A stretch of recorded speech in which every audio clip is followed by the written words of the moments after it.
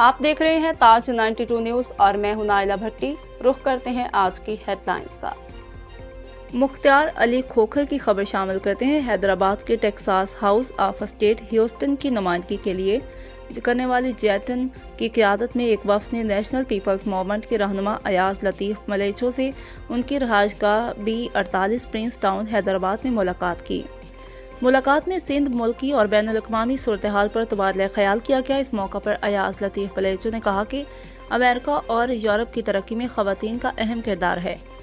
पाकिस्तान में तमाम हुकूमतें ख़वातीन को हुकूक देने में नाकाम रहीं, जिना के पाकिस्तान में ख़वातीन और अक़लियतों के हकूक़ का तहफ़्फ़ुज़ होना चाहिए। ख़वातीन को न सिर्फ इज़्ज़त बल्कि तालीम, सेहत और रोज़गार का हक़ भी मिलना चाहिए। पाकिस्तान और सिंध में ख़वातीन को शदीद जुल्म का सामना है। सिंध में ख़वातीन की हालत रोज़ बरोज़ बदतर होती जा रही है।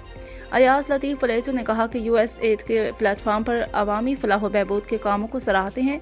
सिंध में सैलाब से बहुत तबाही हुई, ताहम मुतासरीन खुद मदद कर रहे हैं। इस मौका पर अयाज लतीफ़ ने अमरीकी नुमाइंदे को सिंध सोक, लौंगी और अजरक का तोहफ़ा पेश किया। इस मौका पर सिंधी तहरीक की सदर ज़ीनत साइमन, नुसरत खासकेली, सबा Simon, Sahir palazzo, सरबाज palazzo, Altaf Khaskheli ने भी अमरीकी नुमाइंदा जैसी जैटन, उनकी अहलिया फ़ानी और महमूद डाहरी को ख़राज तहसीन पेश किया।